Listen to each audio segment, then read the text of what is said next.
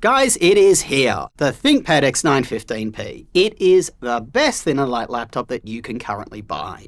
It feels very well built, it has a stunning 15.3-inch OLED display, it has excellent ports, you've got a great haptic trackpad, it's very light and portable, and it gives you solid performance for what it is.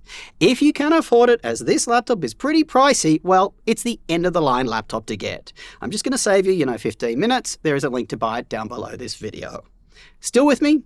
Let's get into the ThinkPad X9 15. It's essentially Lenovo just modernizing their ThinkPad line of business laptops, adding things like a haptic trackpad and removing things that, modern buyers may see as outdated, like that iconic red track point. The X9 15P, it's actually the performance version of the X9 15 that was released last year. Right here, at this very business, people loved the X9 15. Seth has been using it as his daily driver for about a year or so. Now, this new performance version comes with one of Intel's powerful Panther Lake Series 3 processors. Its cooling solution is now bigger and beefier than the other model, which allows such a chip to perform quite well. And the performance version has a third Thunderbolt port and a full-size SD card reader. It's also got an improved speaker design. This new P variant is only in the 15-inch screen size, by the way. There's no equivalent one for that smaller 14-inch. So, in terms of configuration, there does appear to be two chips available for the 15P. There is a Core Ultra 5 H chip as well as an X chip. Normally, H chips give you strong CPU performance, but they do have a weaker integrated GPU, only 4 Xe cores.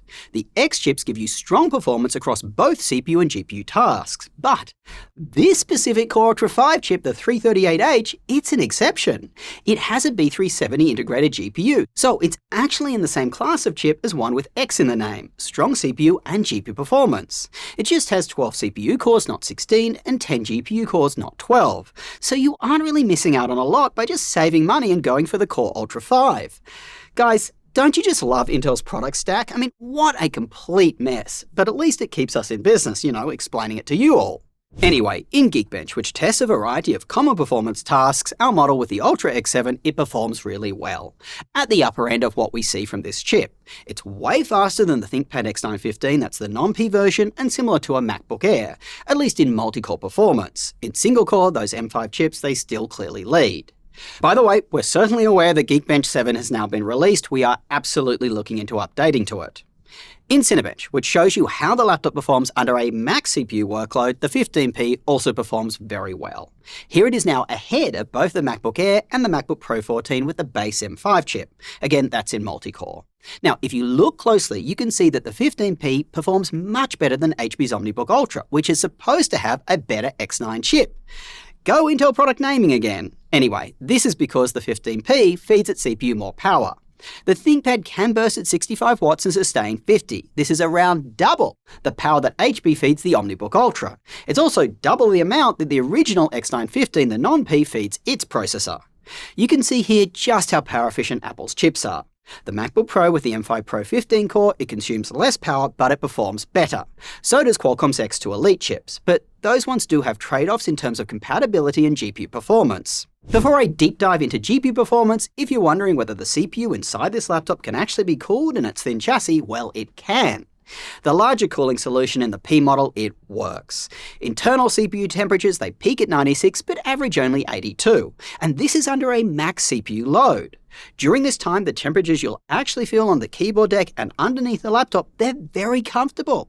Only 40 Celsius when the laptop is maxed out. That is fantastic. And it's way cooler to the touch than a MacBook or HP's OmniBook Ultra. And if you think the fans are just spinning loudly to make all this possible, they aren't. Fan noise is very acceptable. Now, we did test all three of the 15P's performance modes. If you step down to balance mode, it drops the average power draw from 50 watts to 35 for a small saving in heat and fan noise. Best power efficiency further drops the power draw to around 15 watts for a massive saving in heat and fan noise. Now, this is probably a similar amount of power to what the laptop is actually using when you're doing light tasks on it, not running Cinebench on a loop. When I use this laptop for that, office apps, web browsing, that sort of thing, it was incredibly snappy, and I never felt any heat or heard any fan noise. Alright, what happens if you're using the GPU? Well, the integrated B390, it just shines. In TimeSpy, the quintessential gaming benchmark, the only laptop that really beats it is the Legion 7A, which has a dedicated NVIDIA GPU, and a mid-range one at that.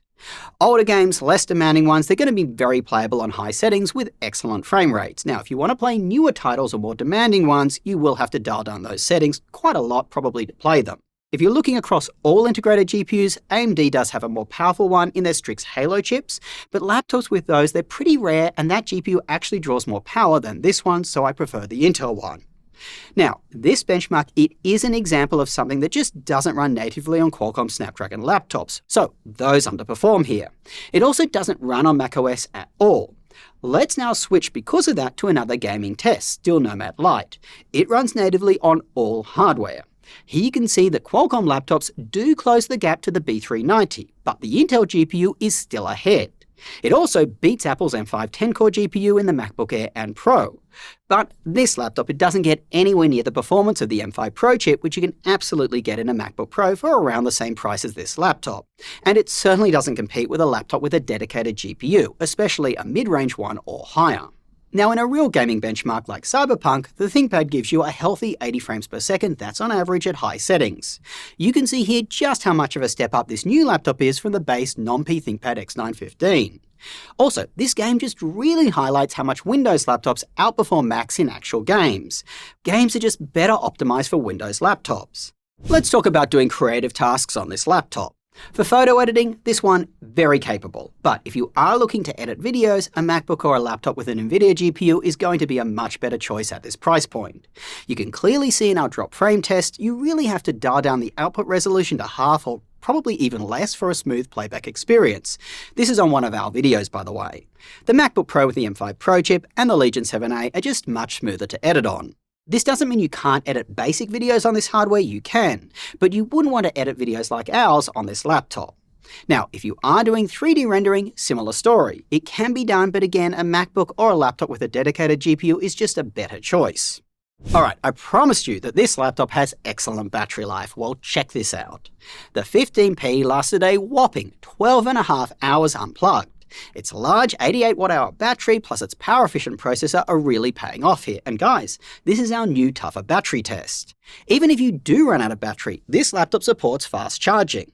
Now, if you do want to do performance tasks while you're unplugged, you'll be pleased to know you don't lose any performance. The laptop still performs at its max.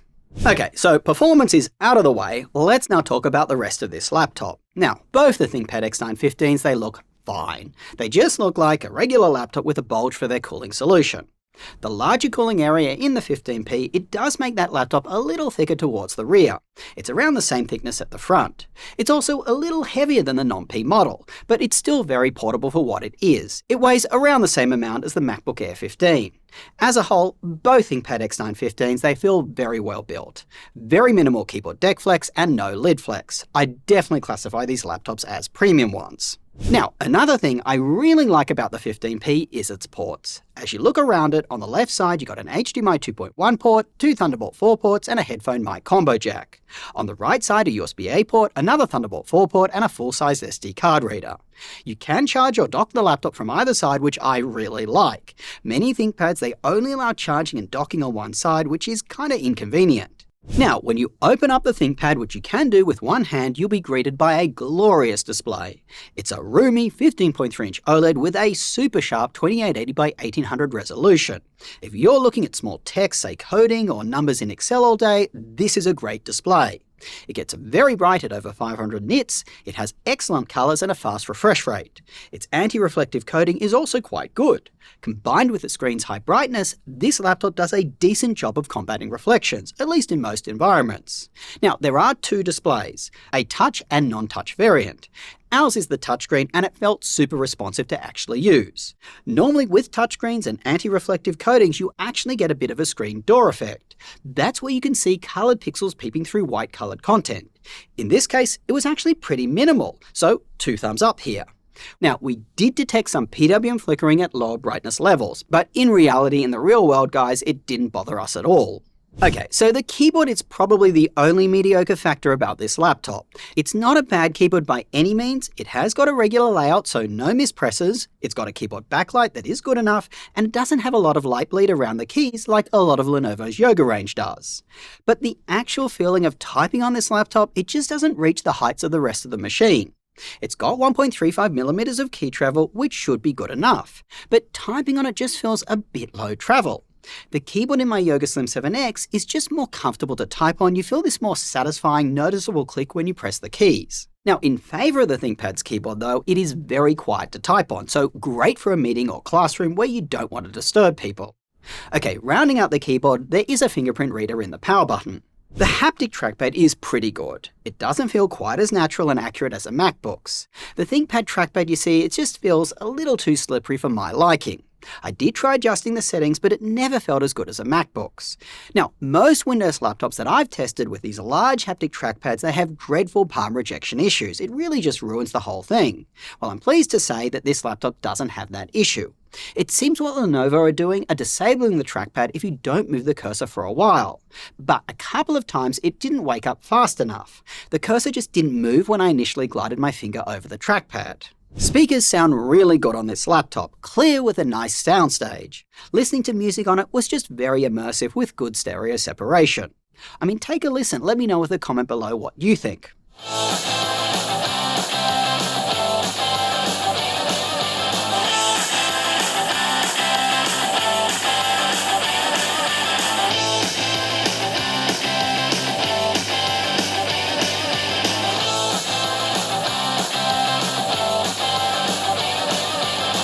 Now, here's what the webcam looks and sounds like on the ThinkPad X9 15P. It's a high-resolution 1441, and I am using our excellent studio lights here. There's no physical privacy shutter that I can see, but there's a keyboard button that you can just press for that. And there is Windows Hello facial recognition to get you logged in fast. Now here I am trying to test a worst-case scenario, dimmer house lights and a well-lit background. It actually does pretty good. Inside the laptop, there isn't really a lot you can do. Only the single SSD and battery are replaceable. The Wi-Fi 7 module is soldered, but it does support the full Wi-Fi 7 spec, including the 320MHz channels as well as Bluetooth 6. For Linux, we tested Ubuntu 26.04. Keyboard, trackpad, backlight, speakers, Bluetooth, Wi-Fi, brightness up and down, and microphone all worked. The only thing we couldn't get working was the camera. We did just boot off the USB drive. If you do a full install and driver update, perhaps this will work. Guys, I'm going to keep this conclusion just really short. This is a phenomenal laptop. I think it is the best laptop for someone who just wants strong enough performance, a large screen to get real work done, yet they don't want to compromise on portability. On numerous occasions when using it, I just turned around to Seth, who, as I said, uses the non-P version as his daily driver, and I said, Seth, I get it. If you're only sticking to light use like Office and web browsing, just save money, get the model that he has. If you're buying the P version, as I said, you could consider saving a little money and going with the Ultra 5 chip. It is a hidden gem. It's in a similar performance class to the X chip. Now, normally I give some alternate recommendations, so here they are. If you're okay with macOS, the MacBook Pro 14 with the M5 Pro chip, it is more powerful. It's going to allow you to do things like higher-end video editing, and it costs around the same. I personally use the MacBook Pro 14 with the M5 Pro 15-core chip. If you are sticking to Windows, the Asus Swift 16, which we did have on our graphs today, it's a very similar laptop with an Intel X processor, but it costs a lot less. Its main issue is that its super large trackpad just has dreadful palm rejection, so you really have to use a mouse with that laptop. The IdeaPad Pro 5, that's also a good alternative to this one, slightly less premium, but it has a dedicated GPU, yay, and a similar form factor.